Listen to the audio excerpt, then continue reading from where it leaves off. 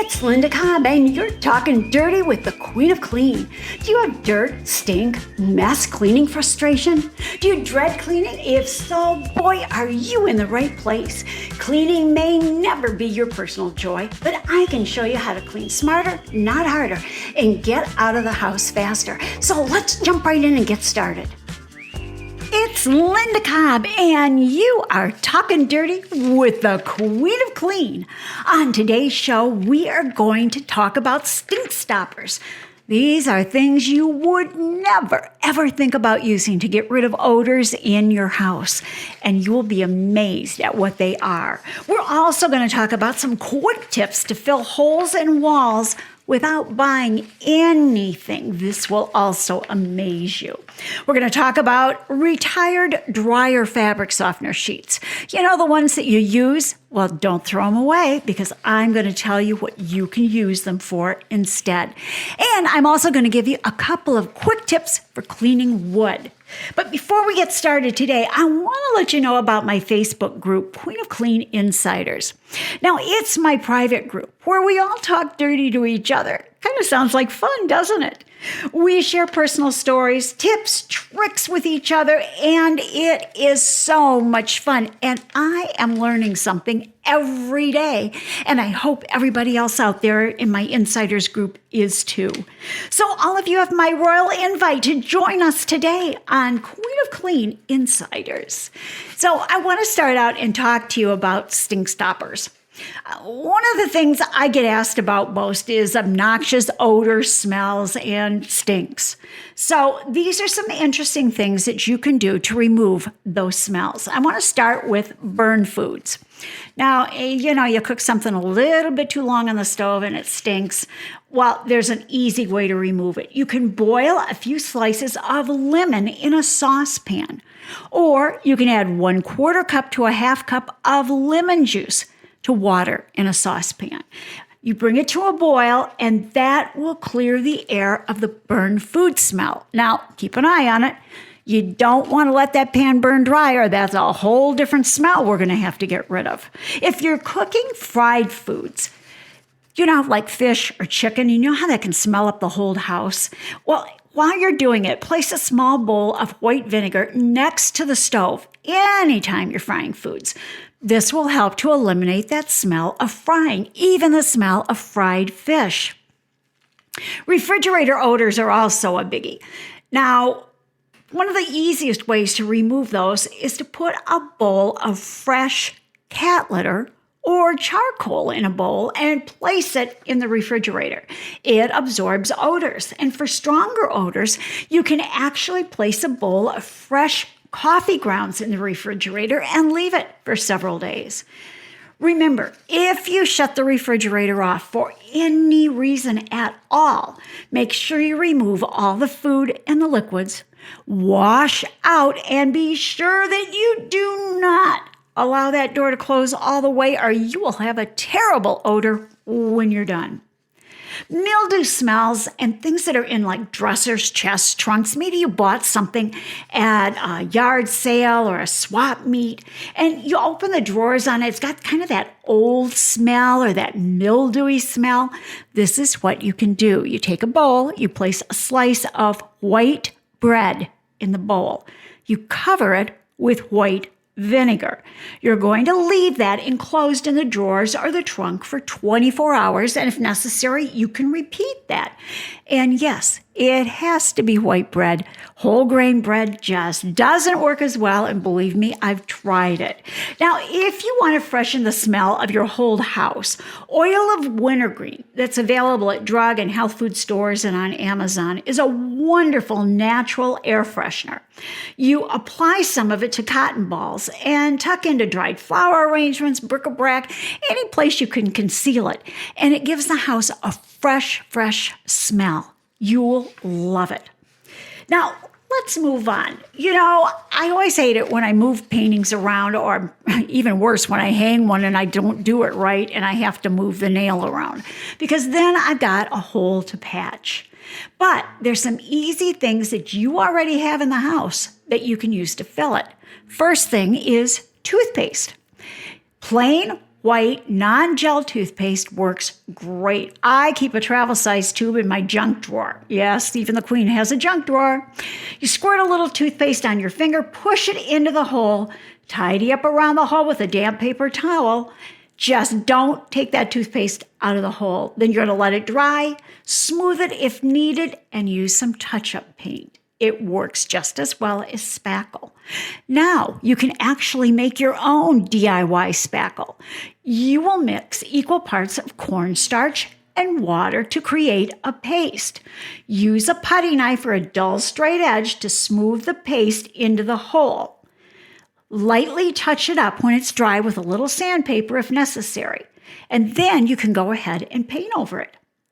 And now you're not going to believe this one, but if you have white walls, you can take a bar of white soap and rub it firmly back and forth into the hole.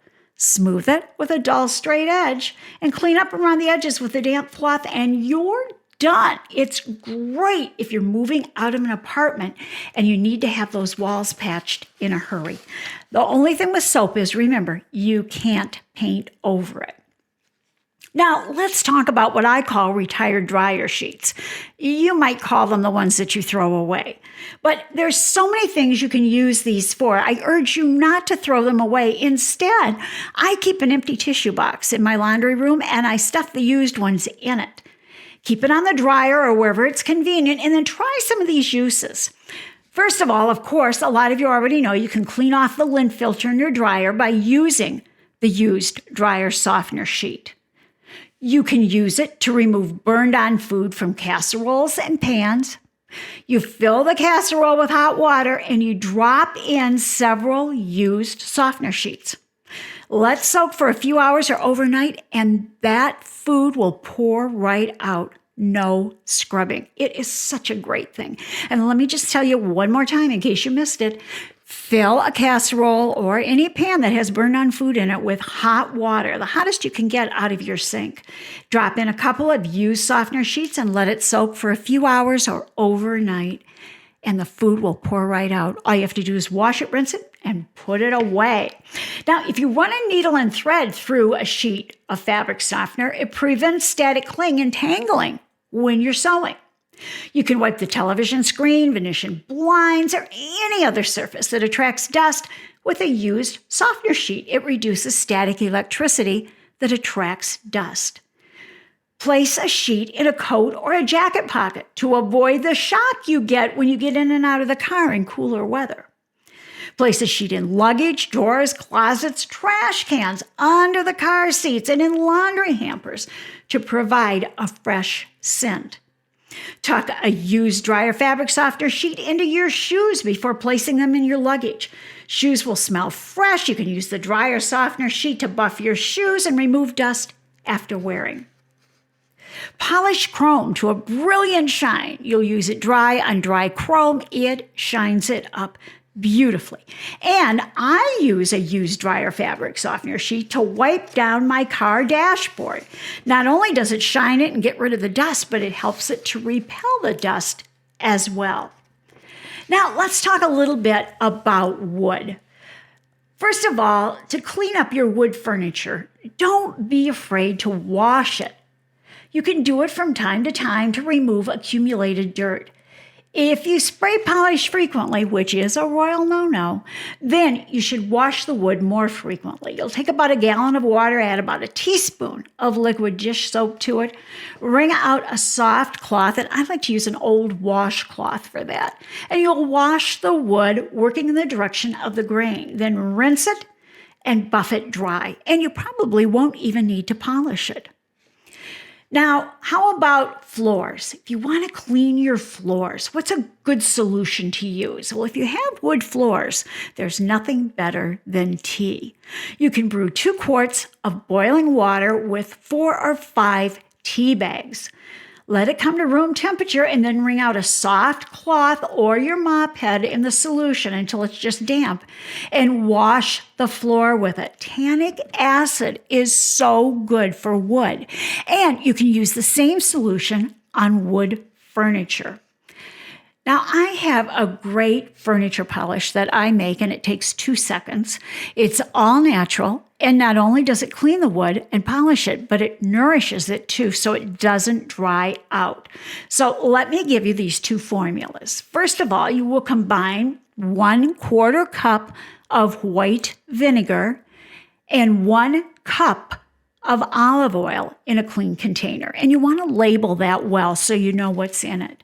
To use it, you'll simply shake it well, put a small amount on a soft cloth, and rub in the direction of the grain. Then buff it with a clean cloth. Now, this will last on your shelf for about 6 months. And because it nourishes the furniture, it is such a great thing to use. Now, another one that you can use is 1 cup of mineral oil and 3 drops of lemon oil or lemon extract. And you'll add that to a clean container. Make sure you label it. And to use it, you're going to shake it well and apply sparingly with a soft cloth and then buff it with a clean cloth. Now, one of the things I get asked about all the time is how to remove water rings, heat scars, white rings from furniture. You know, we had a friend that visited us and stayed with us for a while, and during the time he was here, he sat his laptop on my wood table. And when he left, I realized I could see the outline of his laptop. So I used this formula, and it took it right away. You can try a couple of things. Try massaging the area with non-gel white toothpaste applied on a damp cloth, and you're going to massage it in a circular motion. Wipe it and buff it with a soft cloth. You can also massage real mayonnaise into the spot and leave it on for a few hours to overnight. Now, if you have stubborn spots, mix it with a little baking soda or a little salt. Massage it in and leave it again for a few hours or overnight. Now, when I was getting rid of the laptop mark, I did it a couple of nights in a row and I left it overnight each time, but it got rid of it beautifully. Now, you do need to use fully fatted mayonnaise. Don't use the light because it doesn't have as much oil in it and it doesn't work as well. I want to talk to you a little bit too about color runs. A lot of you will write to me and say, oh my gosh, I accidentally got a red blouse in with my white jeans and now I've got pink jeans. Well, there's a lot of little things you can do for that, and I want to give you some ideas. And the first thing you want to do always is check dark colors and be sure that they're color fast. And to do that, you just place a drop of water on an inside seam or any inconspicuous area, and you blot it with a white cotton ball or a towel. If the cotton ball remains clean, the clothes are color fast. If you see color on it, you want to make sure you always wash it separately. Now, there's several things you can use to remove problems that you already have. First of all, you can use White Bright. White Bright is great for whitening whites, of course, but also removing what's called fugitive color. That's color that runs into things. I even used it on a pale yellow silk sweater to take out some blue dye, and it did a great job. So it's White Bright, and I'll put a link in the comments for the show so that you know where to buy it and what it looks like when you're looking for it. Now, quilters use a product called Synthrapol, Synthrapol, Synthrapol.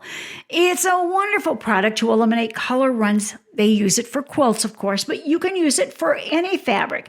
It can be used in a basin or in a washing machine, and it takes that fugitive color out without harming anything. Now, Synthrapol, I think, works best on cottons, but I have had success with polyester and blends too. And I always try a little in an inconspicuous spot first. Now, you can find it where quilting supplies are sold, and I'll put a link in for that too so you'll know what you're looking for. Now, Carbona makes a color run remover. This removes dye from mixed wash bleeding. And one box does a full load of clothes, but you must test the fabric to be sure it's color fast, unless you want tie-dyed clothes. Follow the box directions carefully and use care. And just a warning on this one. Some zippers and buttons may discolor during this treatment, so this is sort of something that I use as a last resort. I like White Bright. I like Synthropol. They work really, really well. Now, another thing I want to tell you about is called Retain, and it is Retayne, Retain. Now, this is an interesting product because you use it prior to washing a garment that may bleed or have fugitive color. It is a color fixative for cotton fabrics. Now, for best results, you're going to treat the garment with Retain prior to laundering for the first time.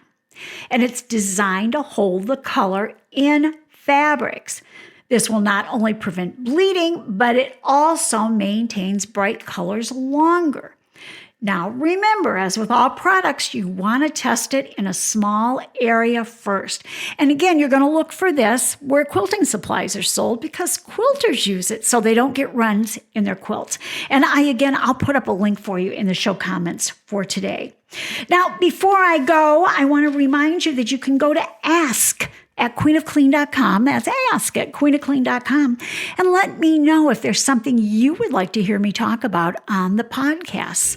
And I'm so glad that you're joining me. I have such a good time doing these. And for sure, if you have something you want to hear discussed, make sure you go to ask@queenofclean.com. And guys, don't forget to become a member of my private group, Queen of Clean Insiders. And as always, thanks for talking dirty with the Queen of Clean.